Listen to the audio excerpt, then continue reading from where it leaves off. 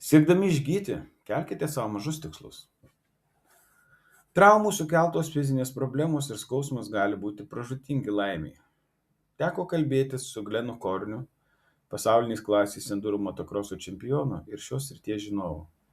Nepaisant solidžių tarptautinių laimėjimų, dėl lenktynėse gautų traumų šiam sportininkui teko patirti daug skausmų ir nesėkmių. Įdomu tas, kad atsitiesti po nelaimių Glenui padėjo jo rungtyniavimo dvasia ir gebėjimas susitelkti į tikslą. Savo ilgalaikį tikslą - sugrįžti į varžybų trasą tam tikru laiku, Glenas ir jam talkinantys medikai suskaido į mažesnes, nesunkiai įveikiamas užduotis. Ištikus nelaimiai, bet kas gali pasijusti nelaimingas. Svarbu nepasiduoti, numatyti mažus, realiai gyventamus tikslus ir neprarasti motyvacijos. Drauge su medikais sudarykite gydymo planą ir mažais žingsneliais siekite savojo tikslo.